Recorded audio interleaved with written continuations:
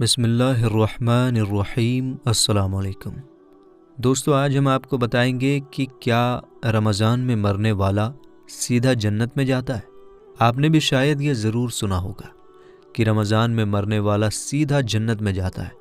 آج ہم اسی کے بارے میں آپ کو بتائیں گے، اور اس کے ساتھ ساتھ ہم آپ کو یہ بھی بتائیں گے کہ جن گھروں میں رات کے کھانے کے برتن نہیں دھوئے جاتے ان گھروں میں کیا ہوتا ہے، ان گھروں میں کون سی پریشانی آتی ہے، اس کے بارے میں حضرت علی نے کیا فرمایا۔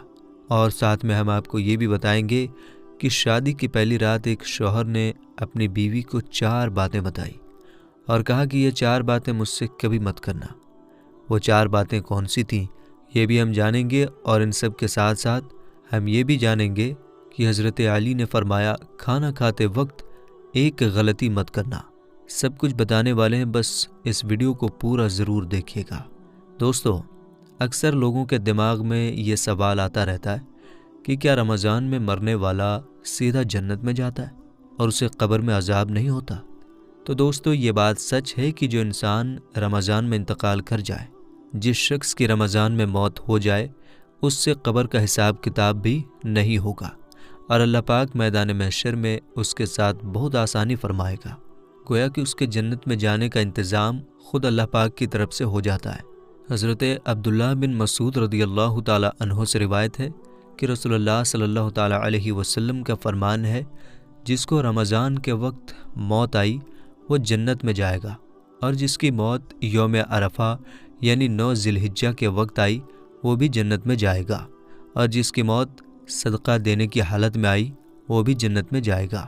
حضرت انس بن مالک سے روایت ہے کہ ماہ رمضان میں مردوں سے قبر کا عذاب اٹھا لیا جاتا ہے۔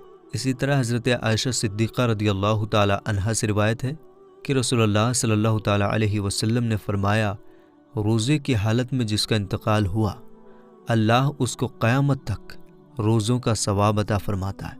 تو دوستو، جو رمضان میں انتقال کر جاتا ہے، اگر وہ اپنا ایمان بچا کر لے گیا ہے، دین اسلام پر اس کی موت ہوئی، وہ مسلمان مرا ہے، ایمان کی حالت میں مرا ہے، تو اس سے قبر کا حساب کتاب بھی نہیں ہوگا، اور اللہ پاک میدان محشر میں اس کے ساتھ بہت آسانی فرمائے گا۔ گویا کہ اس کے جنت میں جانے کا انتظام خود اللہ پاک کی طرف سے ہو جاتا ہے۔ حضرت انس بن مالک فرماتے ہیں کہ میں نے رسول پاک صلی اللہ تعالی علیہ وسلم کو فرماتے ہوئے سنا کہ رمضان تمہارے پاس آ گیا ہے، اس میں جنت کے دروازے کھول دیے جاتے ہیں اور جہنم کے دروازے بند کر دیے جاتے ہیں، اور شیطانوں کو قید کر دیا جاتا ہے۔ محروم ہے وہ شخص جس نے رمضان کو پایا اور اس کی مغفرت نہ ہوئی۔ جب اس کی رمضان میں مغفرت نہ ہوئی تو پھر کب ہوگی؟ دوستو، رمضان المبارک کے مہینے میں افریقہ کے ایک گاؤں میں ایک امام صاحب کو طے کیا گیا۔ امام صاحب ایک بہترین حافظ ہونے کے ساتھ قرآن پاک کی تلاوت بڑے شاندار طریقے سے کرتے تھے، اس لیے گاؤں کے لوگوں کو امام صاحب بہت پسند آئے اور پورے گاؤں والے ان کی خوب عزت کرنے لگے۔ اسی وجہ سے گاؤں کا ہر آدمی امام صاحب کی دعوت کروانا اپنے لیے عزت سمجھنے لگا، اور بڑھ چڑھ کر گاؤں والے امام صاحب کی عزت کرنے کی کوشش کرنے لگے۔ اسی وجہ سے گاؤں میں امام صاحب کی کھانے کی باری لگ گئی۔ رمضان کا مہینہ تھا، اور گاؤں کے ایک آدمی نے بڑے شوق سے امام صاحب کی اپنے گھر میں دعوت کروائی۔ دسترخوان کو طرح طرح کے کھانوں سے سجایا گیا۔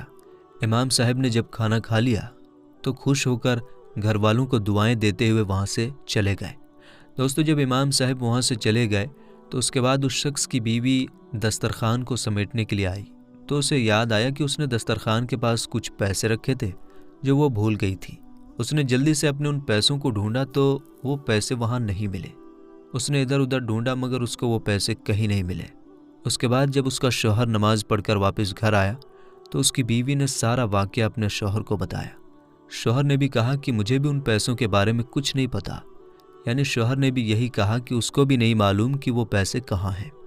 تھوڑی دیر غور کرنے کے بعد انہوں نے سوچا کہ آج امام صاحب کے علاوہ ہمارے گھر میں کوئی نہیں آیا، اور اس گھر میں ہمارے سوائے ایک دودھ پیتی بچی ہے، اس لیے ہونا ہو ان پیسوں کو ضرور امام صاحب نے اٹھائے ہوں گے، اور وہی ان پیسوں کو چرا کر لے گئے ہوں گے۔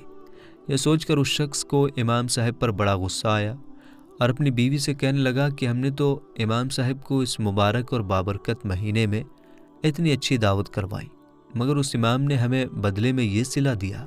خیر، ان لوگوں نے شرم کے مارے امام صاحب کو پیسوں کے بارے میں پوچھنا مناسب نہیں سمجھا، مگر وہ اس دن کے بعد سے اس امام صاحب سے کترانے لگا۔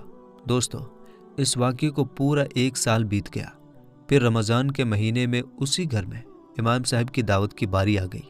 شوہر نے بیتے رمضان کے واقعے کو سامنے رکھتے ہوئے بیوی سے مشورہ کیا کہ ہم اس بار امام صاحب کی دعوت نہیں کریں گے، مگر اس کی بیوی اچھی تھی، وہ اپنے شوہر سے بولی کہ ہو سکتا ہے امام صاحب کی اس دن کوئی پریشانی یا مجبوری رہی ہوگی، اس لیے انہوں نے وہ پیسے اٹھا لیے ہوں، ہمیں ان کو معاف کر دینا چاہیے اور اس بار بھی ان کی دعوت کرنی چاہیے۔ دوستو، شوہر نے اپنی بیوی کی بات مان لی اور امام صاحب کو اس بار بھی دعوت کروائی۔ شام کے وقت امام صاحب آئے اور جب انہوں نے کھانا کھا لیا تو پھر اس شخص نے امام صاحب سے کہا، امام صاحب، کیا آپ نے کبھی یہ محسوس کیا کہ پچھلے رمضان سے میں آپ سے کترا رہا ہوں؟ تو امام صاحب نے کہا کہ مجھے معلوم ہے۔ اس کے بعد اس شخص نے امام صاحب سے کہا کہ امام صاحب، میں آپ سے کچھ پوچھنا چاہتا ہوں، آپ اس کا جواب صحیح سے دیجیے گا۔ تو امام صاحب نے کہا جی پوچھیں۔ اس شخص نے کہا کہ پچھلی بار میری بیوی دسترخوان کے پاس کچھ پیسے رکھ کر بھول گئی تھی، مگر اس کے بعد جب اس نے اپنے پیسے ڈھونڈے تو وہاں پر نہیں ملے، اور آپ کے سوائے ہمارے گھر پر کوئی بھی نہیں آیا تھا، اس لیے ہمیں لگتا ہے کہ وہ پیسے آپ نے ہی اٹھا لیے ہوں۔ کیا آپ نہیں اٹھائے تھے وہ پیسے؟ تو یہ سن کر امام صاحب نے فوراً جواب دیا کہ جی ہاں، وہ پیسے میں نے ہی اٹھائے تھے۔ یہ سن کر اس شخص کے ہوش اڑ گئے۔ امام صاحب نے اس کو بتایا کہ اس روز میں نے دسترخوان کے قریب میں کچھ نوٹوں کو بکھرتے ہوئے دیکھا، کھڑکی بھی کھلی ہوئی تھی اور پنکھا بھی چل رہا تھا۔ مجھے لگا کہ کہیں یہ پیسے باہر اڑ نہ جائیں، اس لیے میں نے ان نوٹوں کو جمع کر کے اٹھا لیا۔ اتنا کہہ کر وہ امام صاحب اپنا سر جھکا کر رونے لگے۔ یہ دیکھ کر میاں بیوی دونوں پریشان ہوئے اور پوچھنے لگے، امام صاحب کیا بات ہو گئی، آپ رو کیوں رہے؟ تو امام صاحب نے کہا کہ میں اس بات پر نہیں رو رہا ہوں کہ آپ لوگوں نے مجھ پر الزام لگایا، شک کیا، آپ لوگوں نے مجھے بے عزت کیا، بلکہ میں اس بات کی وجہ سے رو رہا ہوں کہ آج اس بات کو پورا 1 سال بیت چکا ہے، اور اس 1 سال میں تمہارے گھر میں کسی نے بھی قرآن پاک کو چھوا تک نہیں۔ اگر کوئی ایک بار بھی صرف قرآن پاک کو کھول بھی لیتا تو تمہیں تمہارے وہ پیسے مل جاتے۔ اتنا سنتے ہی وہ شخص دوڑتا ہوا گھر میں رکھی قرآن پاک کے پاس گیا اور جلدی سے اس کو کھول کر دیکھا تو قرآن پاک میں وہ سارے پیسے موجود تھے۔ یہ دیکھ کر وہ شخص بہت شرمندہ ہوا اور قرآن پاک کو چومنے لگا اور امام صاحب سے معافی بھی مانگا، اور اس نے امام صاحب سے کہا کہ اب وہ ہر روز قرآن پاک کی تلاوت کرے گا۔ تو دوستو، اب ہم بتاتے ہیں کہ حضرت علی نے فرمایا کھانا کھاتے وقت ایک غلطی کبھی مت کرنا۔ اس کے بعد ہم آپ کو بتائیں گے کہ شادی کی رات ایک شوہر نے اپنی بیوی کو 4 باتیں بتائی۔ حضرت علی کے پاس ایک شخص آ کر پوچھنے لگا، یا علی، میں باتوں کو بھول جاتا ہوں، میری یادداشت کمزور ہے اور دن بدن میرا دماغ کمزور ہوتا جا رہا ہے۔ بس جیسے ہی یہ پوچھا گیا تو حضرت علی نے فرمایا، اے بندہ خدا، تمہارا چہرہ بتا رہا ہے کہ تم گرم گرم کھانا جلدی جلدی کھاتے ہو۔ یاد رکھنا، جو انسان گرم گرم کھانا جلدی جلدی کھاتا ہے تو اس کا دماغ کمزور ہو جاتا ہے اور جسمانی بیماریاں وجود پر اختیار رکھتی ہیں، اور یوں وہ باتوں کو بھولنا شروع کر دیتا ہے۔ تو وہ شخص پوچھنے لگا، یا علی، میں کس طرح سے کھانا کھاؤں جس سے میرے دماغ اور جسم کو صحیح فائدہ ملے؟ تو حضرت امام علی نے فرمایا، کھانا کھانے سے پہلے اللہ کا نام لے کر کھایا کرو، کھانا بیٹھ کر کھایا کرو، سیدھے ہاتھ سے کھایا کرو، اور کھانا ٹھنڈا کر کے چھوٹے چھوٹے نوالے توڑ کر منہ میں ڈالا کرو اور خوب چبایا کرو، اور کھانا کھانے کے فوراً بعد پیٹ بھر کر پانی نہ پیا کرو۔ یاد رکھنا، اللہ نے رزق میں شفا، برکت اور رحمت کو پوشیدہ کیا۔ جو انسان صحیح طرح سے کھانا کھاتا ہے اور کھانے کے بعد اللہ کا شکر ادا کرتا ہے تو وہ کھانا اس کے جسم کے لیے شفا بھی بن جاتا ہے اور دوا بھی بن جاتا ہے اور برکت اور رحمت کی ضمانت بھی بن جاتا ہے۔ تو دوستو، اب ہم آپ کو بتاتے ہیں کہ شادی کی پہلی رات شوہر نے اپنی بیوی کو 4 باتیں بتائی۔ ایک شوہر نے پہلی ہی ملاقات میں اپنی بیوی کو یہ نصیحت کی کہ میری زندگی میں آئی ہو تو ان 4 باتوں کا دھیان رکھنا۔ نمبر 1، مجھے آپ سے محبت ہے اس لیے میں نے آپ سے شادی کی۔ اگر تم مجھے پسند نہیں ہوتی تو میں نکاح کے ذریعے تمہیں اپنے گھر میں نہیں لاتا، اور میں ایک انسان ہوں، فرشتہ نہیں۔ اگر مجھ سے کبھی کوئی غلطی ہو جائے تو صبر کر لینا اور چھوٹی موٹی باتوں کو نظر انداز کر دینا۔ نمبر 2، مجھے ڈھول کی طرح نہ بجانا۔ بیوی نے پوچھا، اس کا کیا مطلب؟ شوہر نے کہا کہ اگر میں غصے میں ہوں تو مجھے اس وقت کوئی جواب نہیں دینا۔ دوستو، اگر مرد غصے میں ہو اور عورت نظر انداز کر جائے، یا پھر عورت غصے میں ہو تو مرد نظر انداز کر جائے، تو یہی بہتر ہے۔ دونوں کا ایک وقت میں غصہ کرنا، غصہ ہونا ایسے ہے جیسے ایک رسی کو دونوں طرف سے کھینچنا۔ اگر ایک رسی کو دونوں طرف سے کھینچا جائے تو رسی ٹوٹ جائے گی، اور اگر ایک طرف سے رسی کو ڈھیلا چھوڑ دیا جائے تو رسی نہیں ٹوٹے گی۔ نمبر 3، مجھ سے راز کی ہر باتیں کرنا، لیکن لوگوں کے گلے شکوے، شکایتیں کبھی نہیں کرنا۔ اور نمبر 4، دل ایک ہے، یا تو اس میں محبت رہ سکتی ہے یا تو نفرت۔ ایک وقت میں دونوں چیزیں دل میں نہیں رہ سکتی۔ اگر زندگی میں میری کبھی کوئی بات بری لگے تو اسے دل میں نہیں رکھنا۔ تو دوستو، اب ہم آپ کو بتاتے ہیں کہ جن گھروں میں رات کے کھانے کے برتن نہیں دھوئے جاتے، ان گھروں میں کیا ہوتا ہے۔ اس کے بارے میں حضرت علی نے کیا فرمایا۔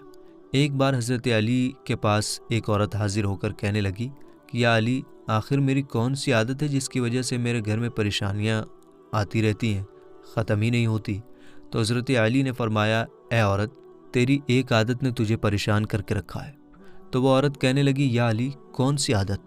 تو حضرت علی نے فرمایا، تم رات کو سونے سے پہلے کھانے کے برتن ایسے ہی چھوڑ دیتی ہو۔ یاد رکھنا، جو انسان کھانے کے برتن صاف کیے بغیر رات کو ایسے ہی چھوڑ دیتے ہیں تو شیطانی جن میلے برتنوں کی مہک کو سونگھتے ہوئے اس گھر تک آ پہنچتے ہیں، اور یوں اس گھر کے لوگ آپس میں لڑنے جھگڑنے لگتے ہیں، نفرت کرتے ہیں، اور گھر کا سکون اور برکت ختم ہو جاتی ہے۔ اے عورت، اپنے رات کے برتن کھانے کے بعد دھو لیا کرو، اللہ کے کرم سے شیطانی جن تمہارے گھر سے دور رہیں گے، اور یوں ہر پریشانی تمہاری زندگی سے ختم ہو جائے گی۔ تو دوستو، آج کی اس ویڈیو میں بس اتنا ہی۔ ملیں گے انشاءاللہ تعالیٰ اگلی ویڈیو میں۔ السلام علیکم، اللہ حافظ۔